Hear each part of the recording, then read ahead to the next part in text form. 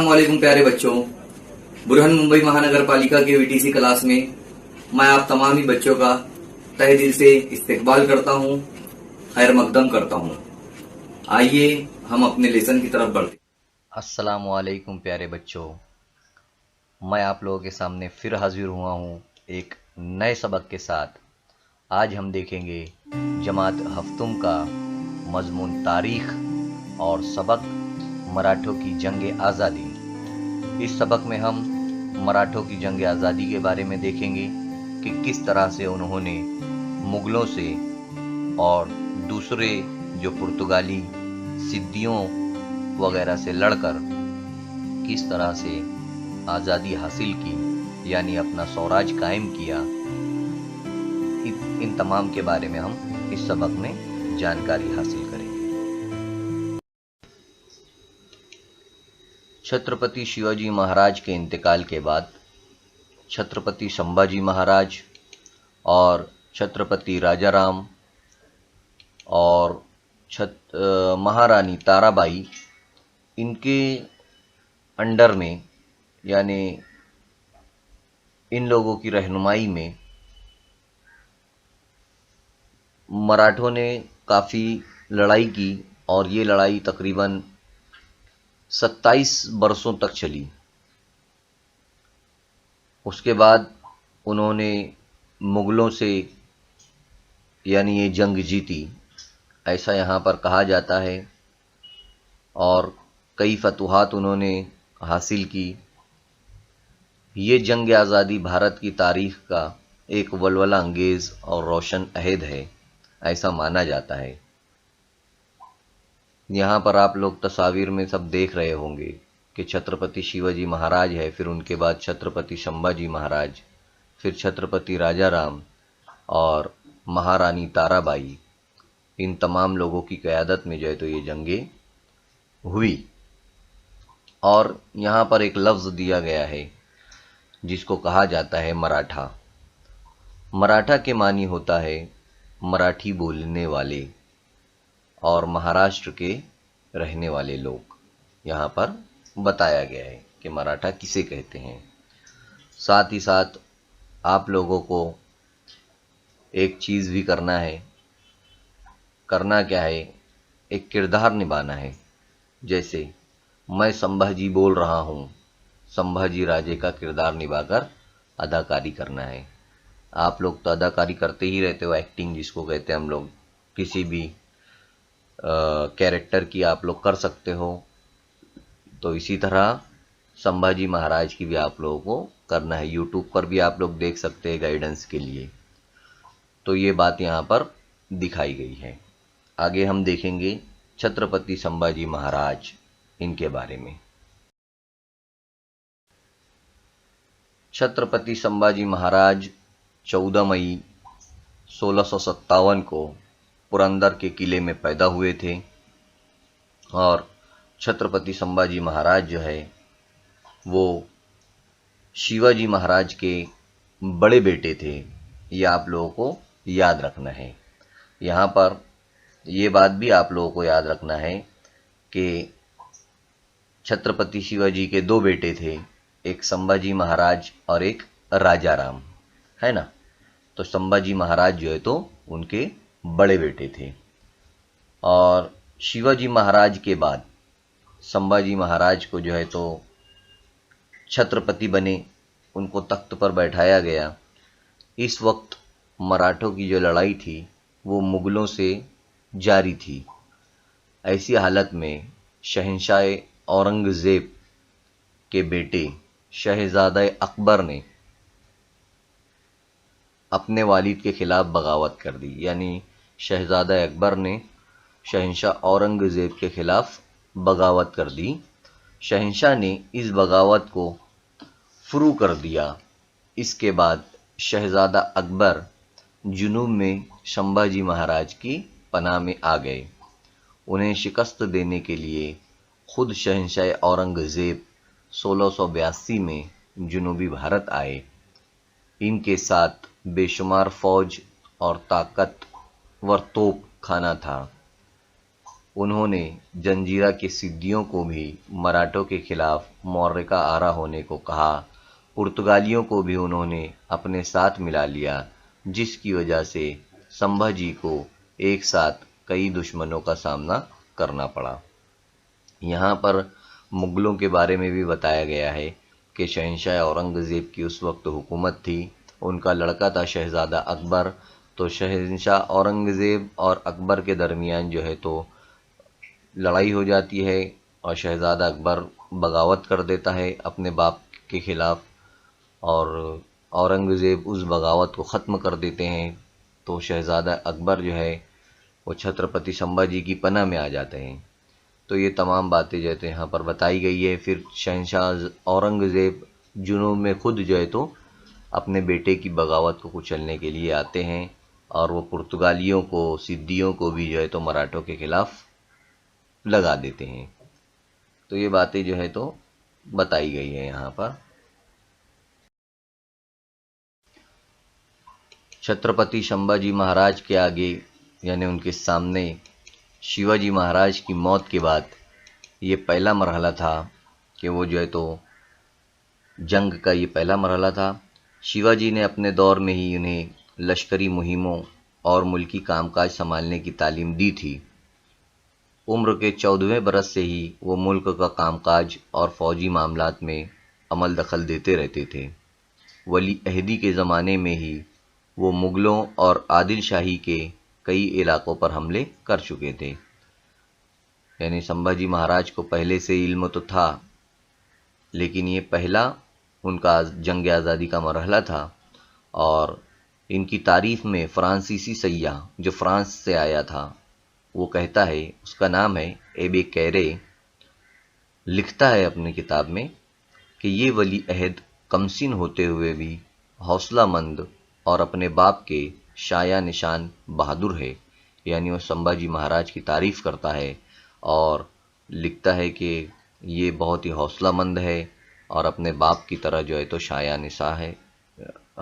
निशान है। तो ये बातें जो है तो संभाजी महाराज के बारे में वो तारीफ लिखता है। आगे देखेंगे हम छत्रपति संभाजी महाराज के बारे में कि उन्होंने और क्या किया। जैसे ही संभाजी महाराज छत्रपति बने तो मुगलों और मराठों में जो लड़ाई चल रही थी उसमें शिद्दत आ गई। शहंशाह औरंगज़ेब का मकसद था कि काबुल से लेकर कन्याकुमारी तक, आप लोग काबुल देख सकते हैं नक्शे में, और कन्याकुमारी जो है तो भारत का बिल्कुल नीचे का हिस्सा जो है तो कन्याकुमारी कहलाता है। और काबुल कहाँ पर आता है? भारत के नक्शे में आप लोग देख सकते हैं अफ़गानिस्तान दिखाई दे रहा होगा आपको, लेफ्ट साइड पर ऊपर की तरफ, पाकिस्तान के बाजू में, भारत के नक्शे के बाहर। तो वहाँ पर से यहाँ काबुल तक, काबुल से लेकर कन्याकुमारी तक यानी भारत के नीचे हिस्से तक वो चाहता था, वो औरंगज़ेब जो है तो चाहते थे कि उनकी जो है तो हुकूमत रहे, है ना। अपनी अजीम फौजी और माली ताकत के बलबूते पर मराठों की हुकूमत को ख़त्म कर देना चाहते थे। लेकिन संभाजी महाराज ने अपनी बहादुरी और जंगी महारत से इस ख्वाब को पूरा होने नहीं दिया। इनकी फ़ौज की टुकड़ियाँ बार बार जो है तो मुग़ल इलाकों पर हमला करती थी।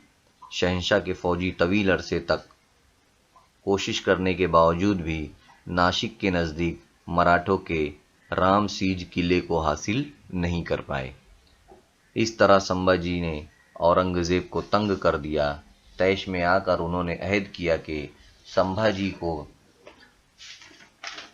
संभाजी को शिकस्त देने तक मैं इमामा नहीं पहनूंगा। ऐसा जो है तो यहाँ पर कहा जा रहा है। और यहाँ आप लोग सब देख भी सकते हैं नक्शे में, काबुल कहाँ है, कन्याकुमारी कहाँ है, पूरा भारत का नक्शा दिया हुआ है। और इधर जो है तो राम सीज का जो किला है वो भी दिखाया गया है।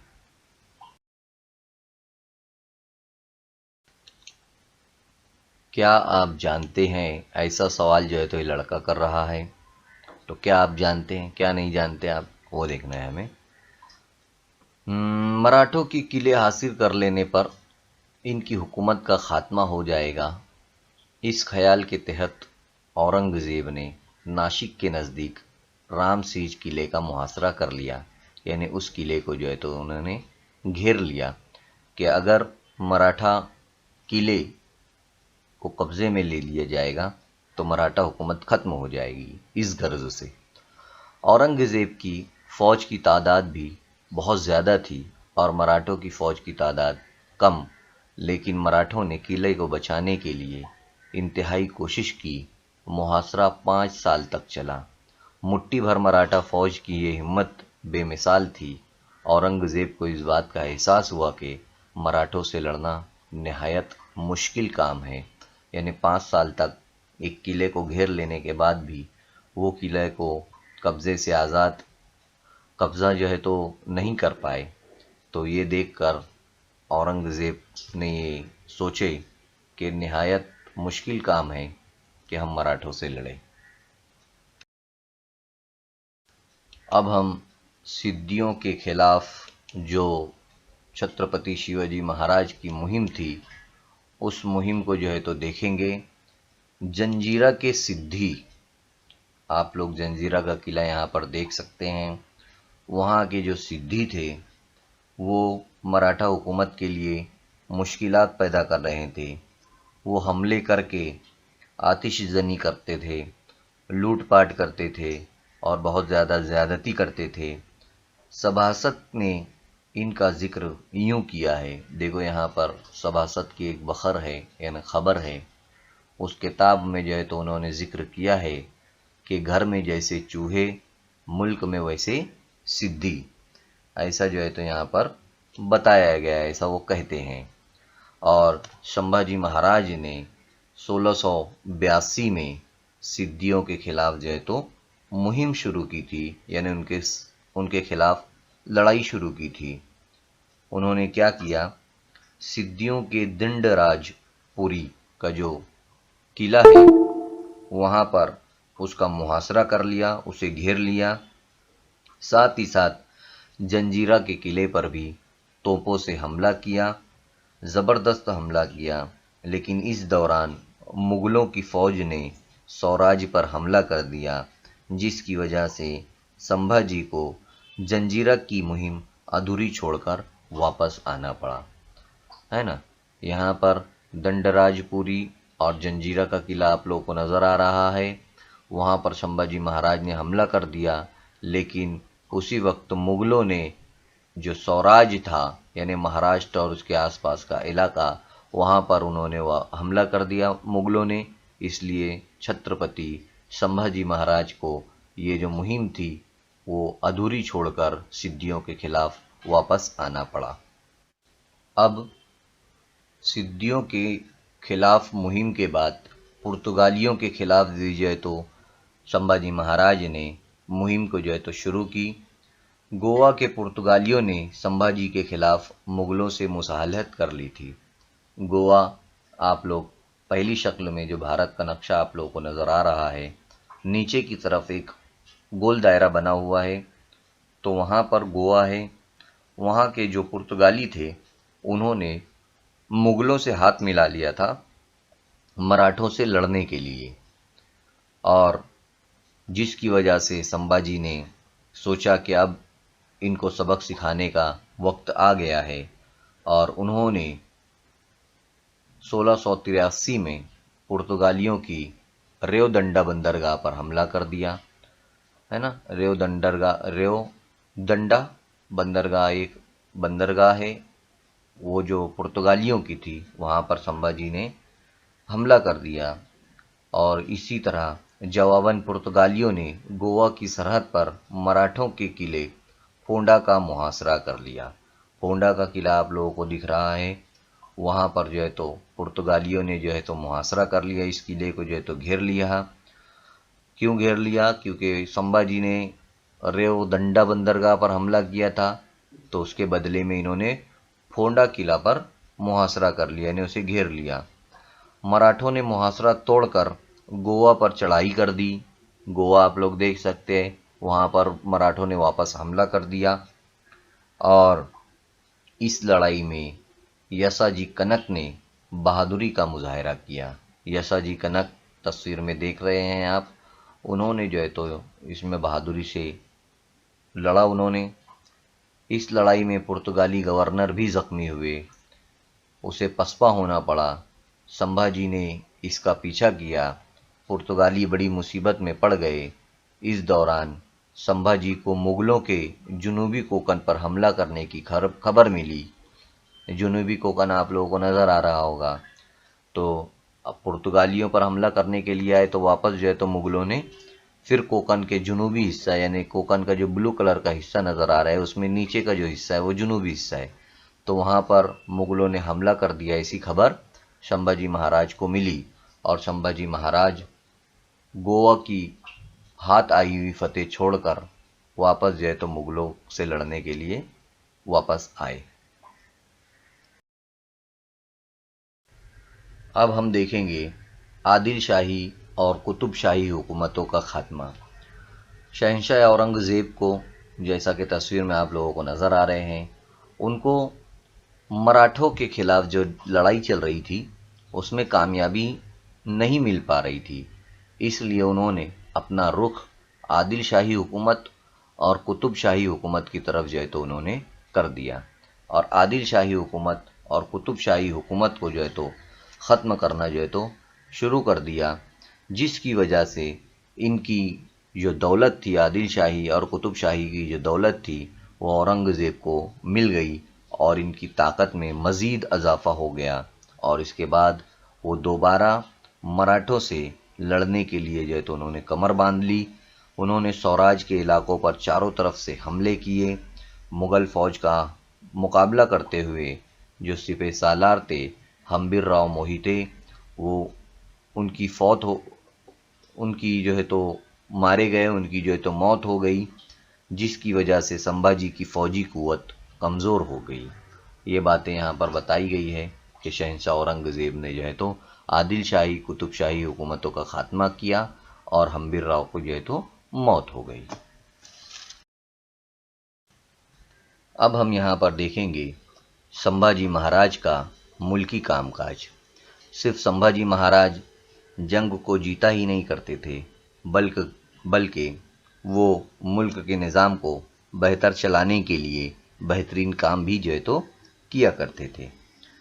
उन्होंने शिवाजी महाराज के ज़माने से ही जारी निज़ाम इंसाफ और महसूल को कायम किया था, यानी लोगों को किस तरह से इंसाफ दिया जाए और टैक्स कैसे वसूला जाए, टैक्स को कैसे कितना रखा जाए, ये तमाम बातों को जो है तो जानते थे और उसे उन्होंने बराबर रखा भी था। उन्होंने स्वराज के खिलाफ बगावत करने वालों के साथ और लोगों को तकलीफ़ देने वालों को सख्त से सख्त सज़ाएं दी और यसुबाई, महारानी यसुबाई जो संभाजी महाराज की बीवी थी, उनको जो है तो कुछ हुकूमती कामकाज जो है तो इन्होंने संभालने के लिए दिया और इनके नाम की मोहर भी जो है तो तैयार कर दी थी। रियाया की फलाह से मुताल्लिक शिवाजी महाराज की हिकमती अमलियों का उन्होंने हिकमती अमली को जो है तो उन्होंने बरकरार रखा। जो मंसूबों पर शिवाजी महाराज काम कर रहे थे आवाम के लिए, वो तमाम कामों को जो है तो संभाजी महाराज ने जारी रखा। संभाजी महाराज संस्कृत के साथ साथ कई ज़बानें जानते थे। संस्कृत जो है तो एक ज़बान है, वो जो है तो संभाजी महाराज जानते थे, साथ ही साथ वो कई ज़बानों से जो है तो वाकिफ़ थे।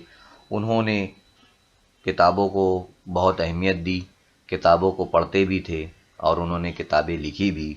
उनकी अपनी खुद की लिखी हुई एक बुध भूषण है किताब, उसमें भी जो है तो उन्होंने सियासत पर बहुत सारी बातें और कामकाज पर बहुत सारी बातें जो है तो उन्होंने लिखी है और वो सब तमाम चीज़ें उसमें शामिल की गई है।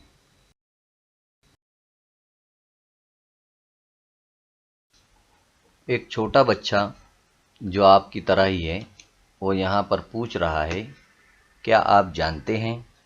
अब हमें देखना है कि हम किस बारे में जानते नहीं हैं या जानते हैं। संभाजी महाराज ने बुध भूषण जो किताब लिखी थी संस्कृत ज़बान में, इसके दूसरे बाब में यानी दूसरे हिस्से में सियासत पर बहस की गई है, जिसमें राजा की अलामतें, सरबराह, वली अहद, इनकी तालीम और काम, राजा के मुशीर, किले और किलों का साजो सामान, फौज, राजा के फ़राइज़, जासूसी का निज़ाम वगैरह जैसे मौज़ूआत पर मालूमात दी गई है। यानी इसमें कई बातों पर संभाजी महाराज ने अपनी मालूमात को सामने हमारे रखा है कि किस तरह से राजा की अलामतें होती है, सरबराह होता है, वली अहद होता है, उसकी तालीम, उसके काम, राजा के मुशीर यानी राजा को मशवरे देने वाले, किले कैसे होते हैं, किलों के अंदर साजो सामान यानी सामान कौन सा होता है, फौज कैसे रखना चाहिए, राजा के फ़र्ज़ क्या होते हैं, उसके फ़राइज़ क्या होते हैं, जासूसी का इंतज़ाम किस तरह संभाला जाता है, ये तमाम चीज़ें जो है तो यहाँ पर उन्होंने इस किताब में लिखी है। यही जो है तो यहाँ पर बताने की कोशिश की गई है। अब यहाँ पर संभाजी महाराज की मौत के बारे में जो है तो बताया गया है कि संभाजी महाराज की मौत किस तरह हुई। औरंगज़ेब ने अपनी पूरी ताकत से संभाजी महाराज को शिकस्त देने के लिए जो है तो उन्होंने अपनी पूरी ताकत लगा दिया। उन्होंने कोल्हापुर इलाके के लिए मुकर्रब खान का तकर्रुर किया। मुकर्रब खान आप लोगों को तस्वीर में दिख रहे हैं, तो उनका तकर्रुर किया और मुकर्रब खान को कोकन के इलाके संगमेश्वर में संभाजी महाराज की मौजूदगी की इत्तला मिली। मुकर्रब खान को पता चला कि संभाजी महाराज कोकन के इलाके संगमेश्वर में जो है तो वो है, और संभाजी महाराज को पकड़ने के लिए, उनको गिरफ्तार करने के लिए वहाँ गए और संभाजी महाराज को गिरफ्तार कर लिया। बादशाह के सामने उनको लाया गया और संभाजी महाराज ने नहायत बेबाकी से वो बादशाह के सामने पेश हुए। फिर बादशाह ने उनके हुक्म से 11 मार्च 1690 को उन्हें सज़ाए मौत दे दी और उन्होंने बड़ी खुददारी और सब्र से मौत को गले लगा लिया। इनकी कुर्बानी से तहरीक पाकर मराठों ने मुग़लों के खिलाफ जंग में शिद्दत पैदा कर दी। इस तरह से संभाजी महाराज की जो है तो मौत वाक़ई हो जाती है।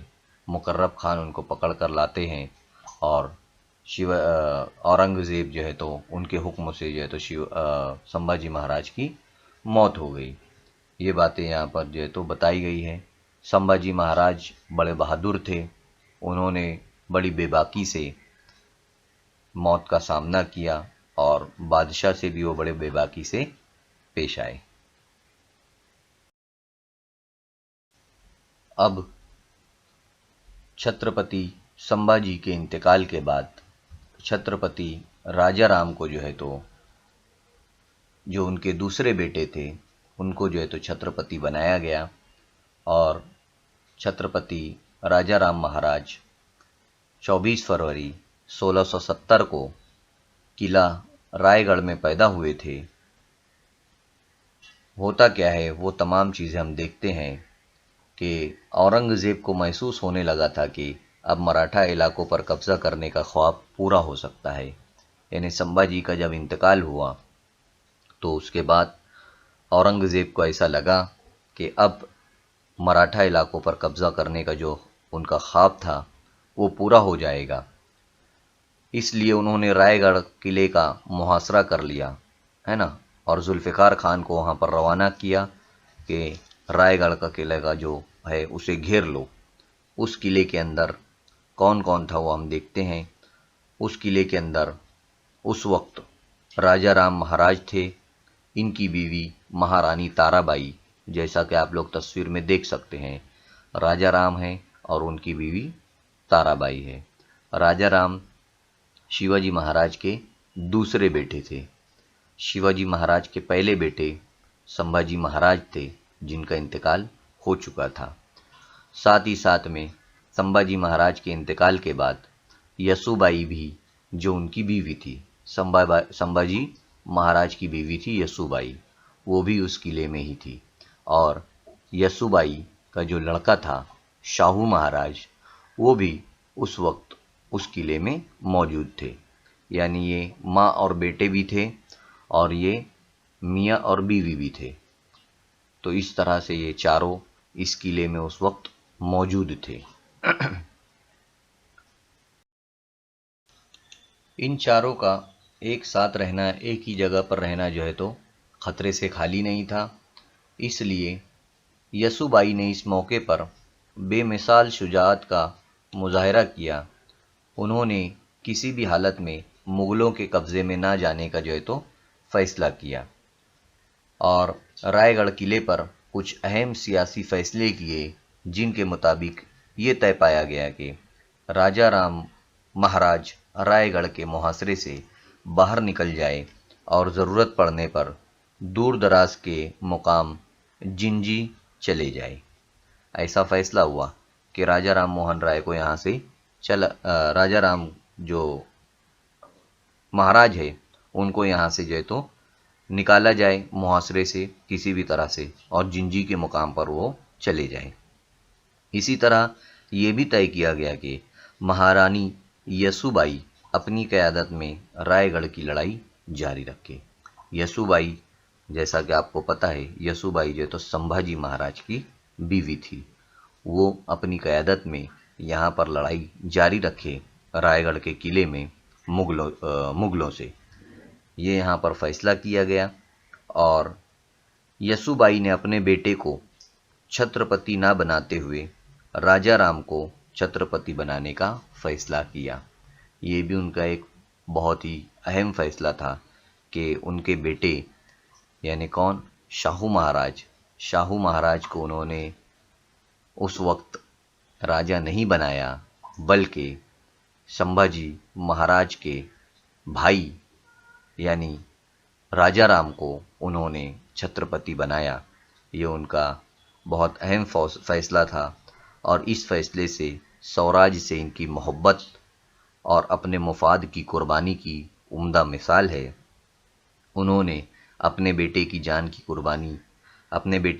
परवाह ना करते हुए मराठों के छत्रपति की हिफाजत को तरजीह दी।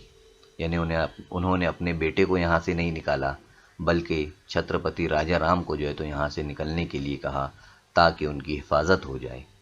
ये तमाम बातें जो है तो यहाँ पर बताई गई है। अब हम देखते हैं राजा राम महाराज की जिंजी की तरफ कूच, है ना। जैसा कि फैसला हुआ था कि महाराज जो है रायगढ़ के किले से निकलकर जिंजी की तरफ चले जाए, वैसा ही हुआ। 5 अप्रैल 1689 को राजा राम महाराज ने अपने चंद साथियों के साथ रायगढ़ का मुहासरा तोड़कर निकल जाने में कामयाब हो गए। उन्होंने जनूबी भारत की तरफ जिंजी जाने का फैसला किया। जिंजी का किला जो था वो नहायत मजबूत और नाकाबिले तस्खीर था। मुगलों के लिए इस किले पर कब्जा करना आसान न था। राजा राम महाराज ने अपने भरोसेमंद साथियों पर, है ना, जो उनके साथियों थे, प्रहलाद निराजी और खंडू बिल्लाड़ और रूपाजी भोंसले वगैरह के साथ वो जिंजी पहुंच गए। जैसा कि आप लोग तस्वीर में जिंजी का किला, रायगढ़ का किला और साथियों की तस्वीर देख सकते हैं। तो इस तरह से राजा राम महाराज जो है तो जिंजी की तरफ चले गए। आप लोगों को भारत के नक्शे में जिंजी जो है तो तलाश भी करना है कि भारत के नक्शे में जिंजी का जो है किला वो कहाँ पर है। और एक बात यहाँ पर ये भी कि ये जो सबक है काफ़ी बड़ा है, इसलिए अभी जो जितना मैं पढ़ाया हूँ, जितना इस सबक में अभी बताया हूँ, ये सबक का समझो कि पहला हिस्सा है। सबक का दूसरा हिस्सा जल्द ही आप लोगों के सामने मौजूद होगा और इसकी जो डिस्क्रिप्शन होगी, इसकी जो लिंक होगी, वो इसके जो वीडियो है, इसके चैनल वीडियो के नीचे जो डिस्क्रिप्शन का बॉक्स होता है उसके अंदर जो हिस्सा दुअम होगा उसकी भी लिंक मौजूद रहेगी। इसलिए आप लोगों को ये वीडियो देखने के बाद उसकी लिंक, जो दूसरे हिस्से की लिंक जो है तो नीचे मिल जाएगी। आप लोगों को इसका दूसरा हिस्सा भी देखना है, तभी हमारा जो है तो सबक मुकम्मल होगा। तब तक के लिए अल्लाह हाफिज। उम्मीद करता हूं कि इस सबक के तमाम ही जो पॉइंट्स थे वो आप लोगों को समझ में आए होंगे। इस सबक के आखिर में बहुत सारी मश्क दी हुई है, सवालात के जवाब दिए हुए हैं। आप लोगों का काम जो है तो उसको करना है।